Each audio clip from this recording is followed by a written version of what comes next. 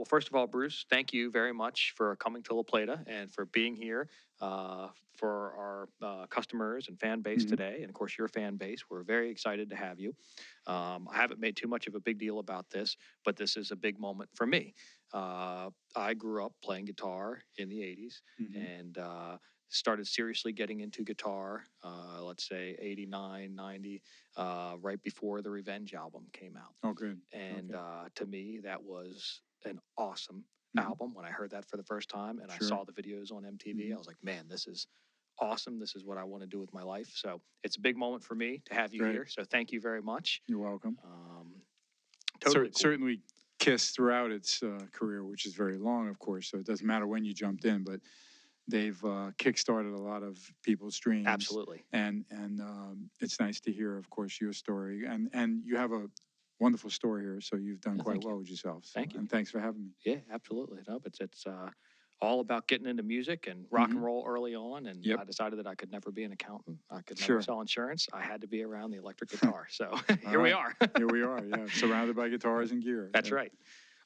So the kind of the premises of this podcast is our students and our customer base listens, and they kind of want to understand your musical journey, kind of different things about you, what you listen to, what you do for practice routines, what inspires you, stuff like that. So before we get going too much, what are you working on these days, and kind of what are your musical goals?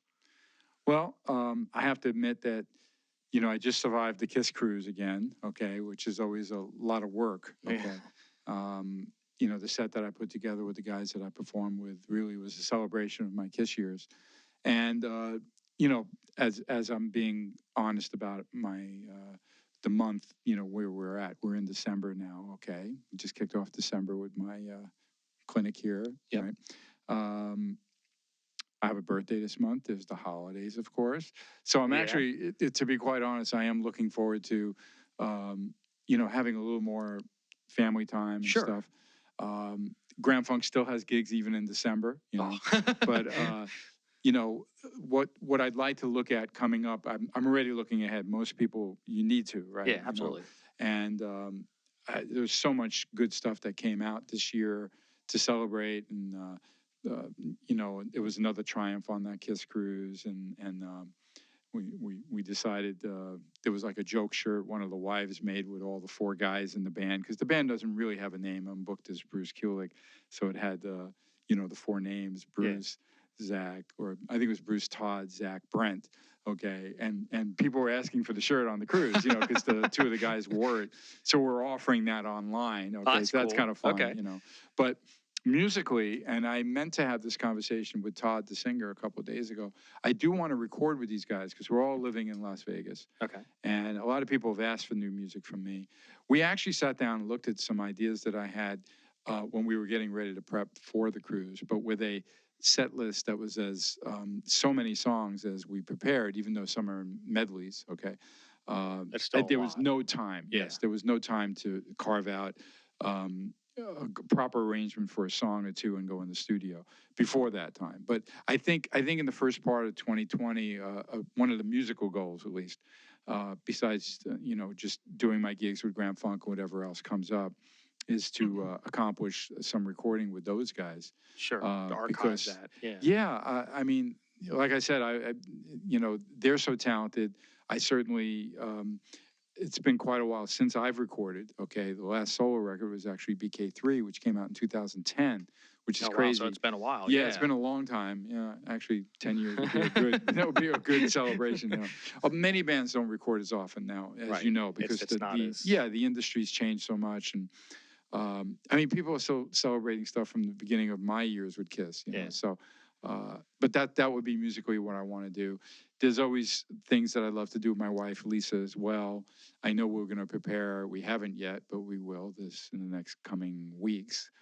A Christmas song. I always put that on YouTube too. But usually it's a standard or an actual legitimate Christmas song. Sure, not done not a rocked up version. Yeah, she's got a beautiful voice that's much more American standards kind of, songbook kind of voice, although she can sing a lot of the, the rock and the pop stuff. But no, we'll probably do, another like popular Christmas song. So Any ideas what it's going to be yet? I'm going to say the wrong title, so I don't want to say, but Okay, we talked about it a few times and I'm embarrassed I don't remember. But we were up in the air with a few of the usual, traditionals.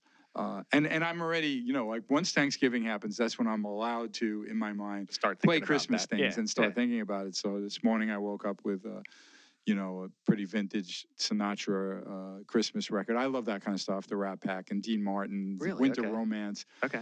I mean, I'll tie it in with, if you ask me what I listen to. I don't listen to a lot of rock. I mean, I'm aware of the bands that I love, and I would never shut off a Led Zeppelin or, Who track or anything like that. Beatles or something. But, right. And I still love the Beatles. I know that will be one of my gifts, I'm sure. Will be like the Abbey Road new deluxe edition for the holidays. Right. I'll get that, I'm sure. But I'm just saying, I do love listening to people like Frank Sinatra and Dean Martin and different things, Okay. Because it just, their phrasing and the musical content is a challenge for me. You see what I mean? And it inspires you differently than a it does. basic rock song would. Yeah. I feel that I learned from that. So, and I find that it's really interesting that I haven't gotten tired. It's been a couple years now that I really love listening to it, and it's not like I get tired of it. So that's a good sign. Yeah. But either way, like I said, I'm very excited every time the Beatles come out with something, or the Who talking about a new record. I want to hear it. Yeah. Some of the new darker, really crazy bands I'm aware of, and like a band like Ghost, I think is really good, but it's not. I love Greta Van Fleet especially. Yeah. Because to me, like it's 70s rock almost. Like it's got all the same vibe and flair. Yeah. And I really feel they were organic with it, even though some people want to slam them for being Led Zeppelin. Like I don't do that. Yeah. I don't see it as a calculated thing. No. I think they are what they are. Yeah. It's their influences. You know, exactly. They were this day and age. You're able to seek out older archive stuff and who inspired Led Zeppelin, who else was in that realm, and you listen to that stuff and it just bleeds into you. And absolutely. You get that. So. And I'm still thrilled every time if I'm out. I'm going to get recognized once in a while. But, most of the time when I'm out and I see a young kid wearing a Kiss shirt or a Zeppelin shirt or a Hendrix shirt, I'm like, it's cool. That's the great thing about the music that influenced my life and I grew up with is obviously this entire shall I say, classic rock. I don't see that as a bad term. I see it as amazing music. And in the same way that if you want to look at the music from the 30s, 40s, and 50s, from the big band to when the Rat Pack and all that, they call that the American standard, the American songbook of which appeared in movies and things like that. These are eras of music that will never, ever be gone. Right. So and they're still breeding new fans every day. Yeah. I see a lot of young fans of every kind. Obviously, I'm very excited when they're fans of my era of Kiss. Sure. Which I see more often than not now. I can't believe the number of young people really embracing Kiss of all eras, which is really, really, really impressive to me, I have to say. It's a cool thing, and the band has such a history and such a vast catalog that there's really music out there for just about anybody. Absolutely, what you're kind of looking for and what you like, And digital being good or bad, with streaming and everything. At least there is a source for everybody. You don't have to buy something if you're curious. Like Bruce mentioned this band. I meant to check out that band. You can check them out, and hopefully you'll support them. And I still love physical product. Absolutely. I buy vinyl, I buy CD, everything. When I was into, like, say, a few years back, I really liked some of the stuff I heard from Muse. So of course I had the CDs, and I went a little further back, and I heard another one I liked, so I got that one. And then of course my favorite one I had to get on vinyl. This is the same. Everyone has that opportunity. So. That's one of the pluses of course, the streaming music. Yeah, and it gains you exposure that you might not necessarily have had before, So yeah. And there we are on YouTube talking about it. Yeah, that's right. There you go. See. So we're not on an island. We're definitely on land. Yeah, we're on island music and on YouTube or wherever we end up. Yeah, exactly. So you've been with ESP for a really long time. Yeah. Tell me about that relationship. It's I'm a great really company. One of their probably longest.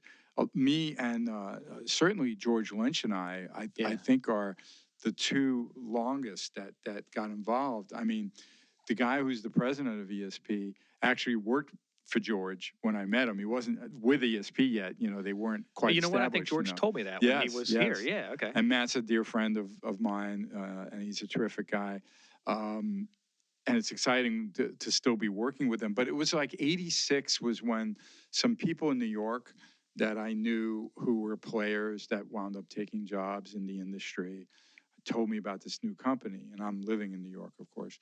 So they took me down. They had their distribution for ESP guitars, which is, of course, Electric Sound Products, but started out as only a Japanese company that was originally making mostly parts, okay? Because we all know that, like, for example, Fender guitars are always popular, but there were years when Fender was Not going so through good. changes, Yeah, not sure. so good. In fact, when Fender retooled back in the mid-'80s, Japan was making their guitars. You know that, and those are pretty popular, some of those mid-'80 ones. And because I'm not really that familiar with what was happening, but I'm just saying that, first of all, the value of guitars from Japan at the time were not super expensive. Right. They are now, as we all know. And the ESP guitar company started to, instead of being a parts company, becoming an actual guitar company, making models, trying to figure out what the young people would like.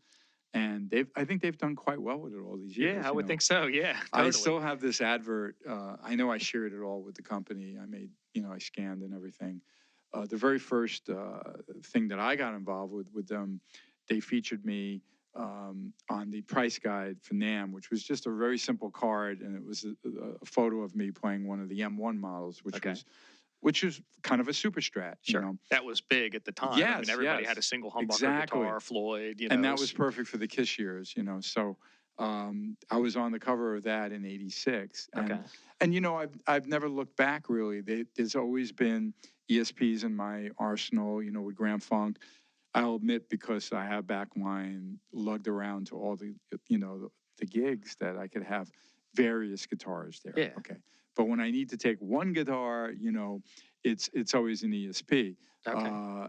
And certainly the people saw on the cruise how I had a really nice M2 that I performed with, and a Vintage Plus, which was a little older model, but it just did the job. I just had some work done on it, and the thing was playing too well to say I'm not going to have a spare. I want a spare, and it turned out to be very helpful.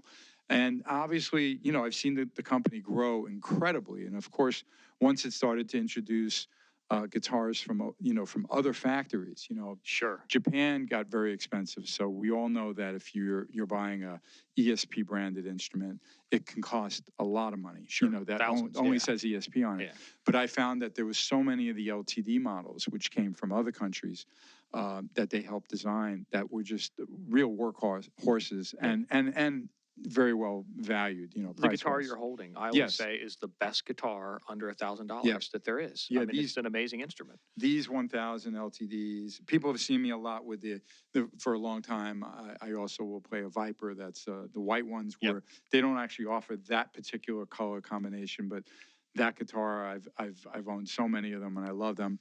The Horizons, I've owned, of course, the real Japanese ones from the beginning when they created it. Sure. But I have quite a few of the LTD Horizons, and of course we all know that they worked into these, like a Deluxe, which is like the M series version. And the quality's there for the value. So I'm real happy to be a part of the company all these years. It's exciting. It seems like it's a great company to partner with. The product always comes in immaculate in terms of setup, and you never open an ESP out of the box and the switch is broken or something. As you know, I come to the store without a guitar. Right. That I'm These just are going to all play our your guitars, stuff. and so the only thing I do is tell you to tune it down, to E flat, and put the gauge strings on it. Sure. Yeah. No, that consistency, and also they're very strict about B stock. It's kind of funny. On occasion, I knew of a dealer in California when I lived there that would carry some of the B stock that they had to get rid of, and I'm like, can you show me what's wrong with it? What's wrong with it? Yeah. One little thing on the binding that you wouldn't even notice. Yeah, exactly. Yeah. So I'm always really impressed with their quality. Yeah. And that's cool because in today's world, especially with things that are so mass produced, Mhm. some companies think of things as disposable and don't kind Right. of put their best foot forward. You know, it goes Absolutely. out and there's high Yeah. frets or, Yeah. whatever. It's Mhm. unplayable and it does the customer a disservice, Right. especially a younger customer because they don't know any better kind Of of course. thing, Yeah. But no, ESP is awesome to work with. Tell me a little bit about any other guitars that you have or gear that you're kind of close to. I know I love watching the Kiss Guitar of the Month segment. Oh, thank I you. love it Okay. because I remember In fact, most of those I'm guitars. behind. It's already December, but I didn't get to it. But I think because of the holidays and everything, I'll get a little pass from my fans. Yeah, I think so. When I get back from this trip to Maryland, I will be having my wife film me with a guitar. And I actually think I forgot which one I'm going to do next, but it's going to be probably in another ESP. I'm very fortunate I've held on to them, but the other guitars, obviously, there's always like a ow Gibson or something Sure, that I love, sure. a 355, an old Les Paul. You know, the PRS line, I like quite a few of them. There are none of those in the Kiss Guitar of the Month. Sure. Okay, That but probably came afterwards. I yeah. like the McCarty model a lot because Yeah. I felt like they were doing their version of what could a Les Paul be if it had Right. more of a Strat shape in a Right. sense. So I have a few of those that I really like. There's always Fenders that I've owned, but I tend not to go if I'm playing a Fender style, I'd rather go ESP M1 or fancy Super Strat style. Okay. So the only Fenders that I like is like I have a Tele. I may have like a reissue Strat that's like a legitimate regular Strat. Okay. And the Vintage Plus series by ESP, they captured quite a few. They don't offer it as much anymore, but I've had some of their Vintage Plus regular 3 single humbucker. Yeah, and then they have the single 3 coil. single coils, Right. 1 humbucker Right, with a Floyd, right. whatever. But yeah, those were great guitars. Exactly, but certainly Strat line stuff, and you can't not respect Fender for what they've contributed. Sure. And it's a tool. I mean, it's a different sounding guitar, Absolutely. and sometimes you need that. Yeah, I'm a fan of some of the hollow body things too. Like I love, and this is not something I really necessarily see a company like ESP getting into, but let's say like a 335 or like I mentioned, a 355. Like I know I have this one Cherry custom shop from probably Memphis, 355 that I used in one of the Christmas videos with my wife because it's cherry red. Yeah, right? it's Christmas guitar. Yep. And they're great guitars, And I mean, I still have some vintage things that are really cool. An older 335 that happens to have a Veritone on it, 65, which is kind of unusual. Cool. I have a 56 custom with the P90s, but they're the replaced pickups DiMarzio. That was a Kiss Guitar of the Month. Okay. And that guitar did some work on the Kiss albums. It's always been great to have an old Junior. The only one I kept was a really beat up one. Yeah, because it looks awesome. Yeah, and I used that also during the Kiss years. So I still have my, the vintage things. A few reissues for certain years of Gibson Custom Shop that I preferred, though I haven't jumped into any in the past that I probably, anything I probably had would be at least 10 years old, kind of. Okay. But, 57 reissue gold top, that's gorgeous. But I have all these guitars. It's crazy, but I don't get to visit them quite often enough. But they're there if you need them. It's a tool, and if you need that sound or that feel. And then there's instruments that I love that I don't get a chance to play often. But that let's say on the cruise, I knew I was going to sit in with Kiss, so I made sure that I had my. We used to use these Chet Atkins, the SST they call them. Sure. Which is not. I don't even think Gibson makes them anymore. No. But I was able to pull out my old one that, and it wasn't the actual one, but it was similar model, similar year at least that I found used. Use that on Unplugged. So I used it when we did the sail away party. It was fun to play. Well, better than Tommy saying, "Here's your spare." Here's my spare. I'd rather have my own guitar. If I can. Right. So, but I also love basses. I should make a quick note of that. I've played some bass on the Kiss records too, besides on my solo records. But I have an old Hofner 66 and a. Okay, like a Beatle bass style? Yeah, McCartney, yeah. And then I have, cool. I always loved Yes, so I have a Rickenbacker 4001. You'd have to have that if you like basses. It's in that fire glow, Yep. color, a 76, so it's really nice. And then I have a couple EB3s because I always loved Jack Bruce. Okay. A 67 and a 68. And then a couple of real Fenders, a 66 and a 68 P basses. Well, one's, I'm sorry, and this, 2 P basses and then a 65 jazz bass, which I definitely is a fun guitar to play. Wow. So I'm really blessed with the basses. Yeah. Okay. I'm you've got a pretty awesome collection. Yeah, I have some nice bass. I let go of quite a few things when I made the big move from California. a year and a half ago, I realized, oh my God, that was obviously not moved by Allied, movers. You know what I mean? It Okay. was done professionally by a cartage company, but Yeah, you would have to. I With got that kind rid of of, collection. Yeah. I had to get rid of like quite a few instruments, which was fine. I still have plenty. Yeah. And sometimes you feel almost guilty because you have these awesome things and they're just sitting here in a Yeah. case somewhere. You don't even look at them, you know. Yeah, I need to get more involved with them. Exactly. Yeah. How do you store them all? I mean, do you have a Well, I don't have that climate-controlled many room? now that I'm fortunate in my home. I do have room, and then there's plenty at the Backline company with Grand Funk because we have 3 rigs, and I'm a bit of a nut with that. Okay. That I can change, a guitar every 2 songs. Okay, so the guitars are just there in broke cases, ready to go, and you say, "Hey, I want rig A," and they send it where you're going, and you say, "Okay, I want." Most of the time, I see like whenever you do a Maryland gig, it would be the A rig, Okay. and that starts off with a custom Viper ESP that's gorgeous, and I have one of those vintage pluses on that rig too. Okay. But yeah, I'm spoiled. Yeah, That's awesome. I can break them out. Yeah. So tell me about amps. Amps, yes.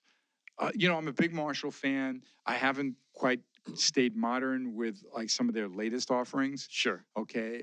I know I like the 900 series a lot, and I'm very familiar also with 2000 or the 900s. I know that the people sometimes are critical of them, and that there's not enough bottom on them, or maybe not enough gain. But I'll use a pedal to add the extra gain. A boost or a tube screamer or something. And then the worst thing is bottom. Well, I roll off the treble and the presence. Yeah, and there it comes. And there's the sound, right? But I always find that I can go, wherever I need, and if they provide me with one of the 900 series, I'm real close to dialing in my tone in minutes. I mean, when you set up with this 900 series today, which is actually mine personally, I mean, it took you no time at all. No, you just said, I can get to that sound so quickly with this. So, at home, it's kind of funny. I have, because I do have a 2-story home, I like to have these little Fender Super Champ XDs around the house. Yeah, they have a great little bit of modeling for the delays if I want, and the clean and the distortion sounds are great. I own some boutique amps. I haven't really pulled them out in quite a while because any of the recording I've done recently, I'd either use my friend's boutique head or I'd be using software. Okay. But I have lots of vintage amps, the little Fenders, and another great amp. I have like a little car that sounds like an AC30-ish kind of thing. Okay. Car, the like British boutique style stuff. sounding, I hold an old Bassman 66, Fender head. Those are great for guitar. Yeah, absolutely. Yeah. So I always make jokes of amps that I hate them because they're heavy and they are and loud. But I know my go-to, whatever I need. I know what to go to, and it's funny. Like I said, sometimes even I like those like.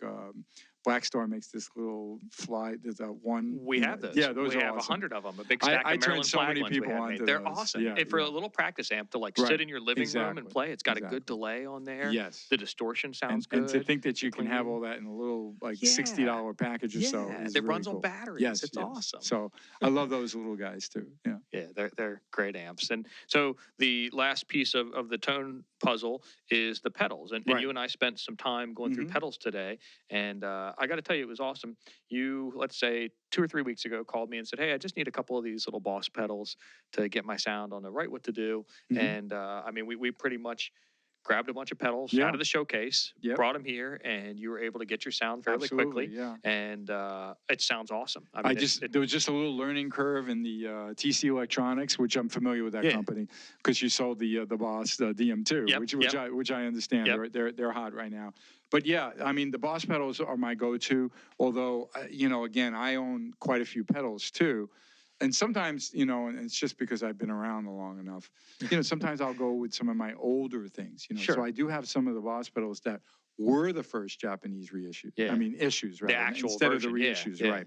So many times, including my wah, this Vox is sounding great, which is their kind of Hendrix reissue type of vintage style 60s Vox. But I have some old ones, you know what I mean? I have my favorite ones. They're all a little different. But yeah, pedals are so much fun because, they inspire you to play and you didn't break the bank, with the tone. Yeah, for $100, you can get something that totally changes your tone and it makes you play more, So I do find most of the companies that are very competitive now, they all make quality products, and it's really up to you guys, meaning the consumers out there, to decide what they like and make music with it. Try some and get an idea.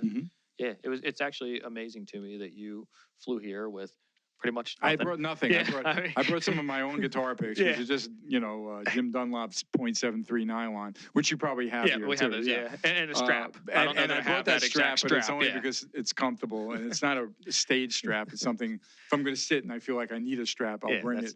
And it has a little vintage look to it, that thing. But other than no, that, I didn't. I mean, And that's But I don't want to hurt a store by saying it. But yeah, Slash will offer an amp. Slash will offer a guitar. It doesn't mean you're going to sound like Slash if you own the gear. It's all in your hands. It doesn't A matter. lot of it is in your hands, and you know that. But the tools of quality that most artists and most of the things like that are going to be featured working with you, these are all quality products that someone like myself would go to. And in fact, I don't need my special Mojo guitar from home to do a good job performing for everybody. Right. But people's talents, what they do need to understand is you can buy all the gear in the world and it's not going to make you, a great guitarist, and it's not going to make you a great singer. What mic it doesn't matter if you're on a $10,000 mic.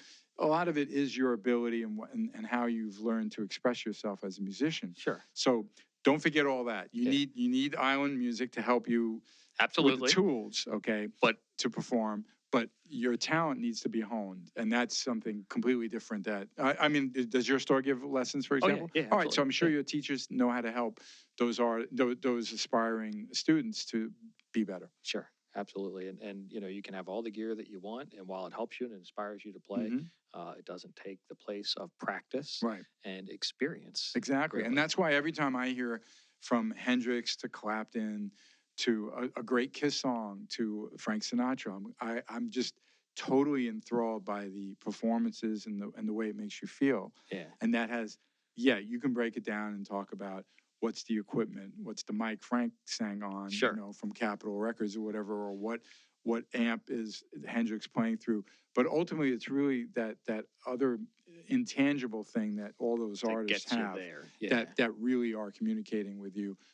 It's just the gear is that kind of the tool to make it work. Yeah.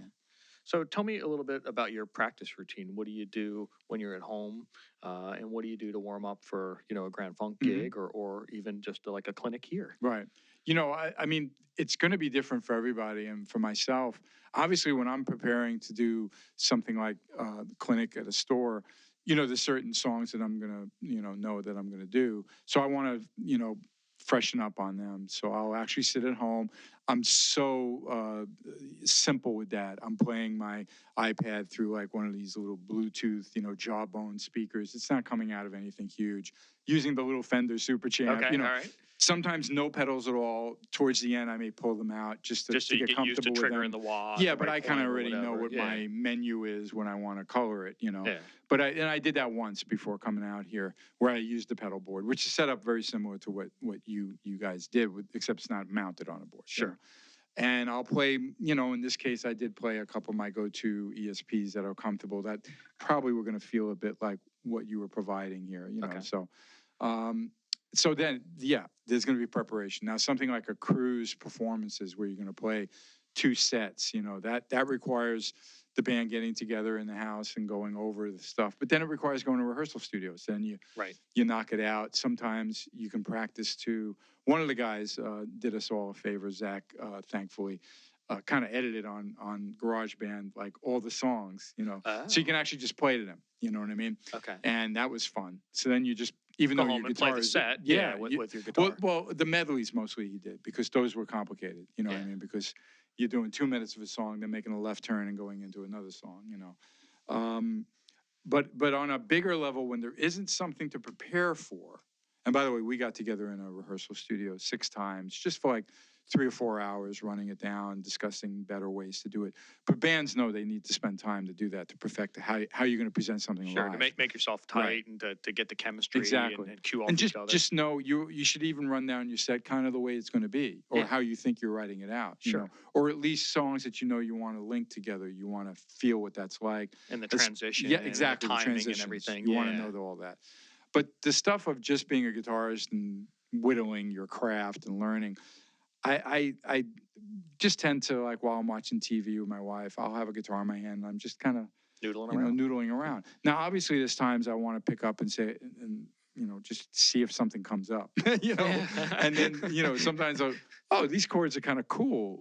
Oh, I'm hearing a melody, and then right off your phone, obviously you can just record it something, and archive and it. then usually I know what I'm hearing just from that. So I have different types of ways of practicing depending on what is really the end goal, and everybody's got to know who's out there aspiring to be a musician or be a performer and getting to that level.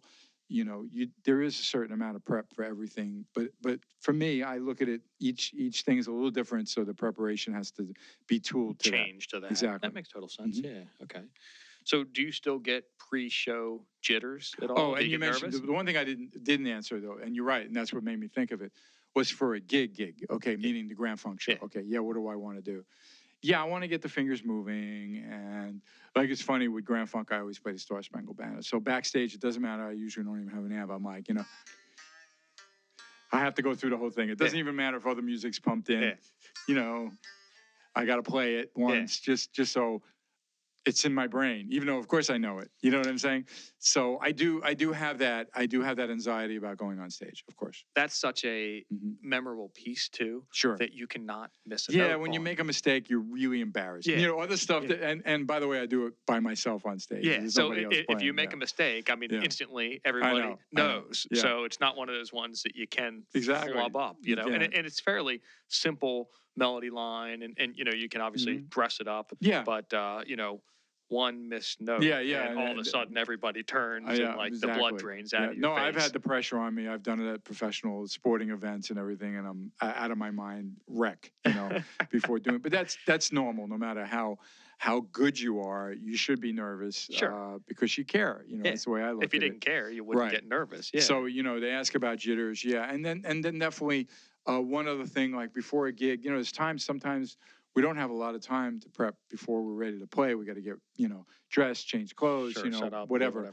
No, the gear's already there, but let's say that commute took a little longer to get to that casino or something, but I'm not, I won't just like on the guitar. I'm usually, chords for a few minutes, and then whittle around. I mean, you do have to warm up your hands just to loosen up, right? And you just want to loosen up, and you can stretch your hands a bit and do things like that. Okay. But to go up there cold is not great. Obviously, you want to kind of play a little bit before you get up there. Okay. Most really great singers do a little warm up too before they get on stage. So the first thing out of their mouth isn't big croak. Yeah, I could see that. Mm-hmm. Well. You've had a pretty long, awesome career. You've done a lot of amazing things. Tell me a couple of the highlights that you would think from your career. Well, early on, obviously, I was just happy to get out there and play. And I remember some friends and some people that met me or, talk, lots of times I'll talk to the band. Some of them were very, very flattering, like, you're going to be famous one day. And I'm like, because it wasn't, I loved playing guitar and I did like performing, but it wasn't like, if I'm not a rock star, I'm going to kill myself. Okay.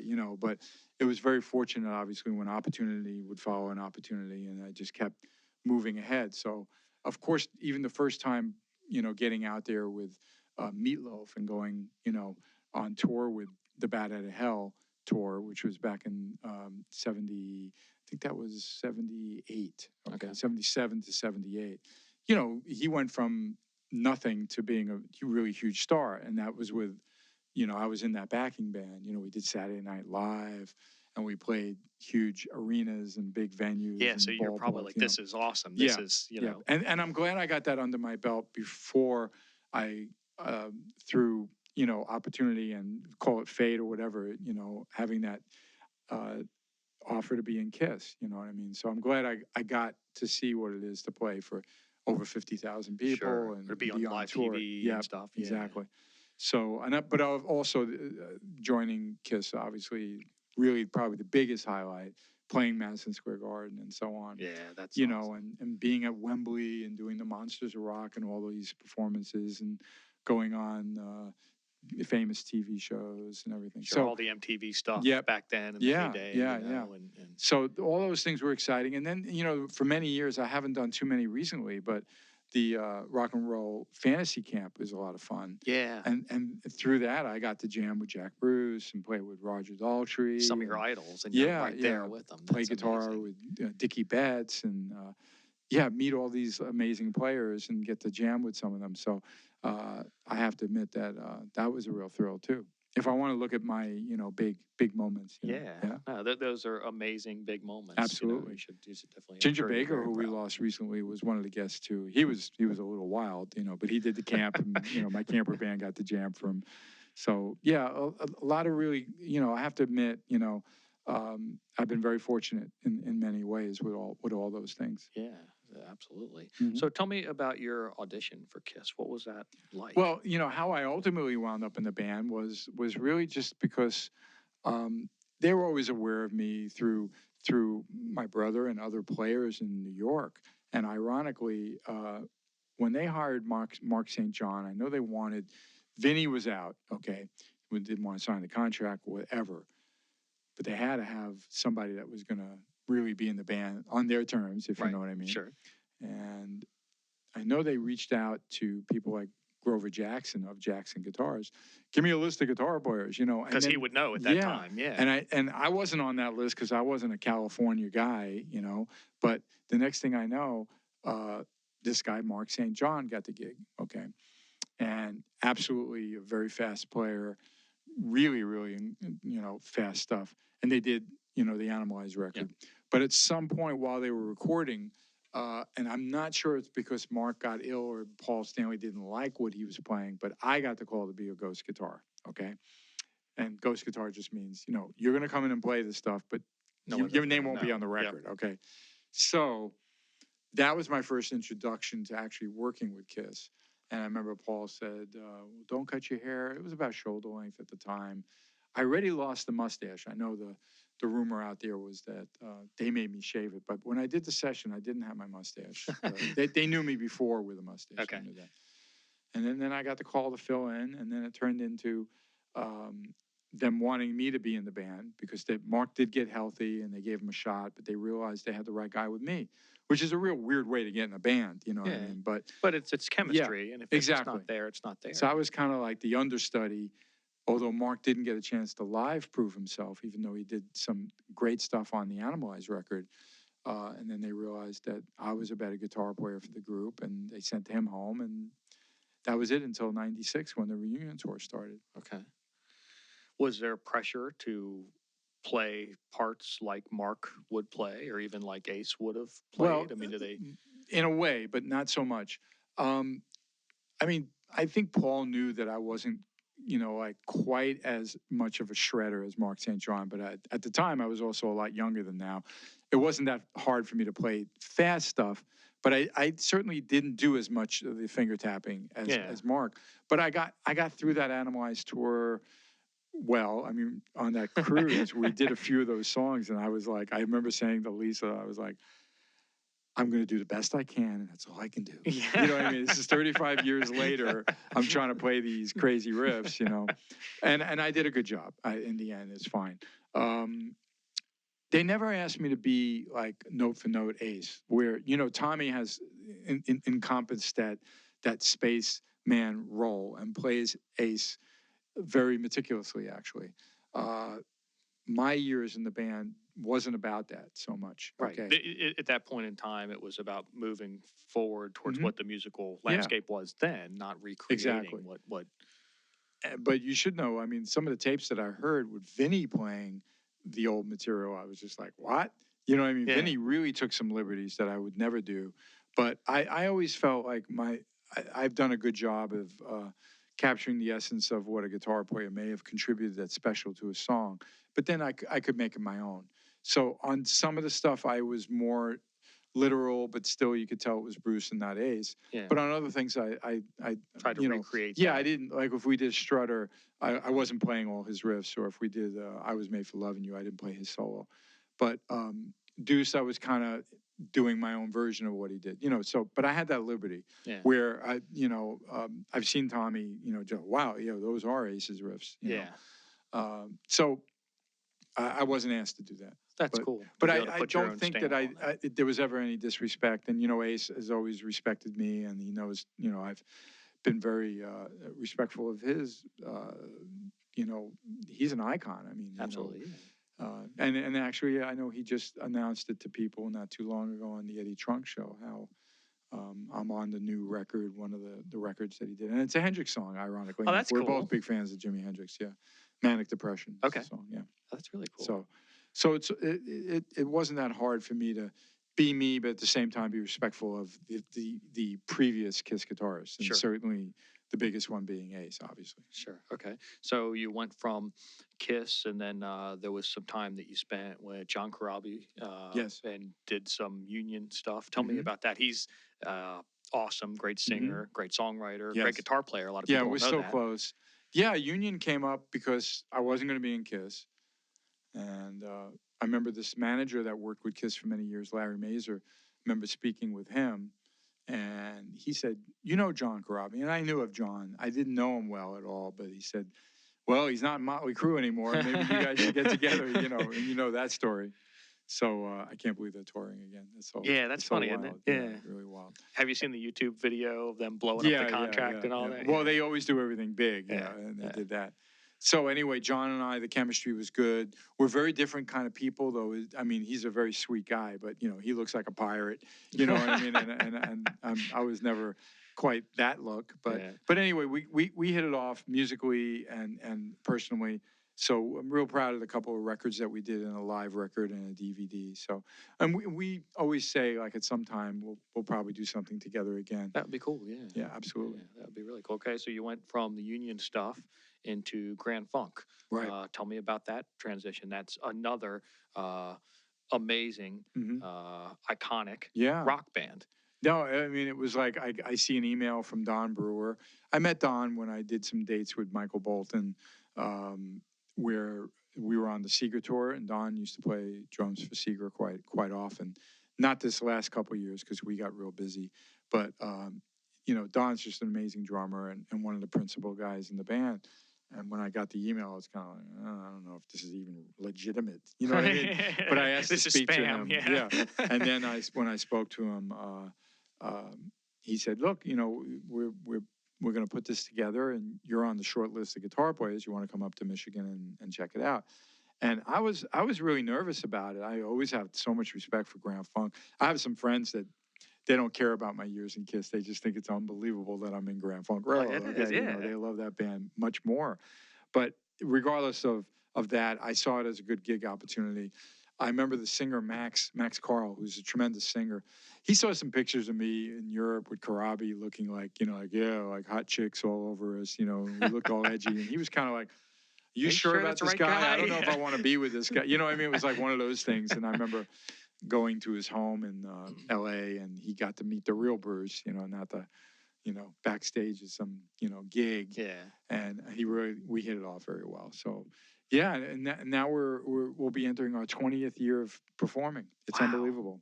Wow. So Max Carl's an incredible singer, and then you have the original two guys, Mel Shocker, who's just such a tremendous bass player. I was really influenced by him. I loved his bass playing when he was young. I like that Jack Bruce kind of distorted bass. And then Don is just such a solid, incredible drummer, fantastic singer. And then we rounded out with a really good keyboard player who sings like a bird, this guy Tim Cashin. He also played with Seeger and Robert Palmer. And we get along. It's kind of an interesting thing that we all kind of know how to get the job done, and we all enjoy each other's company, because how many bands want to kill each other after just 5 years, forget 20. So it's been a really good ride with these guys, and we play Maryland quite often, actually. Okay. Sometimes the Casino live, Maryland Live. We did the State Fair one time. We get around. Okay. So absolutely. You got to come catch. I see Kiss T-shirts at all the Grand Funk shows. It's kind of funny. That's a cool feeling too. And of course. But a lot of them, I know that if they came to see me, I appreciate that. But they're going to know quite a few of the songs that we play, because they're radio staples. Locomotion. We're an American band. Yeah. It's a lot of fun. An American Some Kind of Band Wonderful is a great song. Yeah, that's not a lot of guitar in that one, but still, it's just such a catchy song. It's cool to have a keyboard player too, because that allows you to do so many other things and kind of be free and add some fills. And the B3 things that when Tim goes to the keyboard solos, that's a big part of it. Yeah, it's great. Yeah. Well, I mean, even in American Band, when you hear that, yes, you got to have it. Yeah, that's awesome. Well, tell me a little bit about some of your favorite recordings that you've done. So if you look at all the stuff that Bruce has recorded or that he's played on, it's an amazing catalog of work. I mean, the Wikipedia stuff is like, Oh, I well, mean, thank you. these tribute Yeah. albums, the Christmas album that we Mhm. talked about earlier, obviously all the Kiss stuff, Union. There's so many things. Give me maybe your top 2 or 3 recording moments that you listen back and you're like, Well, this is me. Certainly, there's a lot of highlights during my Kiss years, and I loved the fact that, for example, on Asylum, you have Tears Are Falling, which had a real requested solo, and, I perform it. And then, you move up to Crazy Nights has a lot of great stuff on it, too. That song No, No, No, where I do my own solo guitar intro. Hot in the Shade has, Forever. And Which is an amazing song. Yeah, and Hide Your Heart's real popular too. But Love that too, yeah. But acoustically, I always liked the way that solo sat in that song, which was Michael Bolton and Paul Stanley wrote it. And then I love all my solo records I really like, but I certainly am proud of BK3 probably the most, the last one, because I had a lot of featured guests that were really awesome. And lastly, one album that a lot of people may not know I'm on that I really love is, I played on Billy Squier's Tale of the Tape, which was the one before he really became very famous. I know Eddie Trunk talks about the record a lot, but I only played lead on a few songs, but I played a lot of rhythm on it. I was supposed to do more, but then I got busy with Michael Bolton, and I couldn't do all the recording. But that's a great record. I had so much respect for Billy, Okay. So there's plenty of recording highlights there. I'm sure I'm forgetting a few things, it's but an those amazing are good. Thank you. catalog of work. It's really cool. Tell me a little bit about as a live performer and doing this for a little while and being a professional musician. Tell me about any gear malfunctions that you may have had during your career. Everybody has them. Oh yeah. Well, one of the worst things that can ever happen is it's bad enough if an amp fails, okay? But, lots of times if my pedal boards obviously see the extremities of weather, being on the truck and everything, and I have a few different ones. But on occasion, it could be as simple as a cable that starts to go bad, and when you have a dozen cables hooked up in there, and everybody's looking at you, it's hard to and then all it takes is one thing. That's why you really do have to keep an eye on stuff like that. We always have a spare amp, and as soon as things go awry on stage, you got to start eliminating, and figuring it out. But you're live, so there's no figuring it out. You're done already. Yeah. So and you start to get nervous and flustered, and then there's the occasional. I just found it too recently. It's so funny. It was a really good recording, probably the first year live with Kiss. And I break a string, and I'm in the middle of a solo, and I break the high string. Now, when you have a Floyd Rose on a guitar and you break a string, you are screwed totally. So it's so funny. You try to recover. It doesn't matter what you play on the guitar. It's the tuning went away because of the breaking, the broken string. So I've had a few, but I recover as best I can. But I've had a few. That's the mark of a pro. Is you just do your best. You recover. You get through the song. Exactly. Whatever long whammy bar dive or something instead of the solo, and get through it. Mm-hmm. Well, do you have any words of wisdom before we go for our guests and our listeners? Well, certainly guitar players need to walk before they run, okay? It drives me crazy when I go in certain music stores, and I'm just hearing some guy playing just very fast stuff and there's no emotion attached to it. So that I'm always like, I get it, and that you want to play fast, but it really doesn't make any sense, And I've run into people that don't know their chords, but they're not a bad lead player, and I find that to be really That's weird. A little bit. Very weird. Yeah. I really do think that people should learn. I don't read music well, even though I have some schooling with it, but I do think understanding the theory between the chords and major, minor, and the certain modes and the keys and understanding your inversions. I think understanding that stuff is important, and I think it goes a long way in communicating. Also, knowing how to communicate with other musicians.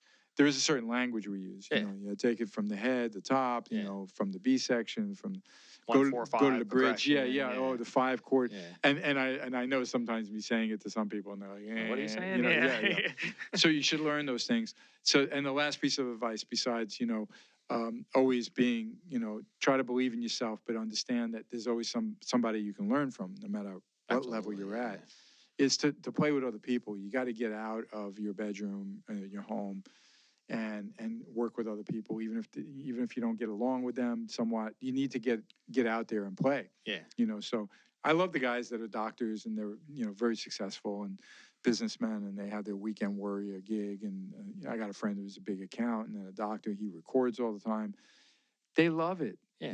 I think they look forward to that more than their job, but they already are pros at their job, and now this is a great their outlet. Yeah. And instead of golfing, they go to the studio. Instead of golfing, they're performing. So I find there's always a role for music in your life, and it's a really good feeling when you are playing and people respond, and regardless if it's just for your family or yourself. Yeah. I encourage everybody to play music and own an instrument or two or three, or like the poster in your restroom said. How many guitars can you have? One more. Yeah, absolutely. Just one more. Yeah. So music's good for the soul. So. Absolutely. Well, thank you so much for being here. This has been an absolute honor and a highlight for me. Yeah. We look forward to tonight's clinic, and you've been a super pro and awesome to work with. I can't say enough good things about having you here. And lastly, just if you want to keep in touch with me, there's BruceKulick.com. I had a different site called Kulick.net, but someone gifted me BruceKulick.com. That's pretty nice. Yes, wow, that's crazy, actually. Yeah, because you know how it is, the Wild Wild West. People kidnap your name and then hold you for ransom. I don't have Island Music Company. But I still have all the archival stuff. You're lucky you have that. Yeah. But on BruceKulick.com is all the old stuff from Kulick.net. But BruceKulick.com is really cool. It's a lot simpler, and I always have events like this tonight, is there, and merchandise and things like that. And then my official Bruce Kulick on Facebook's great. I'm on Instagram. I'm on Twitter. It's very easy to find me. So keep in touch, and thank you, of course, for having me. Yeah, absolutely. Yeah. And ESP Guitars, of course. Absolutely. Thank you, ESP, too.